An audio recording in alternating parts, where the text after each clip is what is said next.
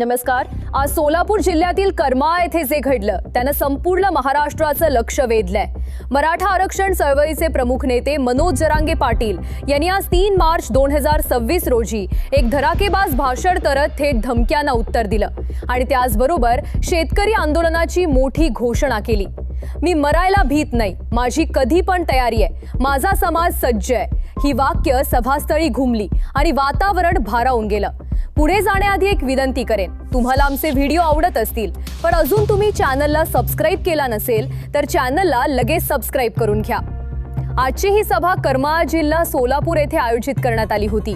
हजारो कार्यकर्ते आणि समर्थक उपस्थित होते। घोषणाबाजी, टाळ्यांचा कडकडाट आणि प्रचंड उत्साह हे चित्र स्पष्ट दिसत होतं। या भाषणाची पार्श्वभूमी महत्त्वाची आहे।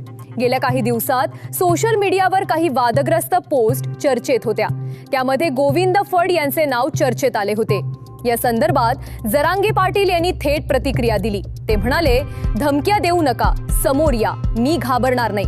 मात्र त्यांनी कुणावरही वैयक्तिक टीका न करता संघर्षाच्या मार्गावर ठाम राहण्याचा संदेश दिला।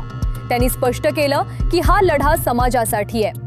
आजच्या सभेतील सर्वात मोठी घोषणा म्हणजे शेतकरी आंदोलन। जरांगे पाटील यांनी स्पष्ट शब्दात सांगितलं की शेतकरी प्रश्नांवर मोठा लढा उभारला जाईल। त्यांनी कर्जमाफी, पिकाला हमी भाव, दुधाला योग्य दर आणि पीक विमा योजनेत सुधारणा या मागण्या मांडल्या। ते म्हणाले, शेतकरी संकटात आहे, त्याला न्याय मिळालाच पाहिजे। मराठा समाज मोठ्या प्रमाणात शेतीशी जोडलेला असल्यानं आरक्षण आणि शेतकरी प्रश्न आता एकत्र चर्चेत येत आहेत। आंदोलनाची अचूक तारीख जाहीर करण्यात आलेली नाही।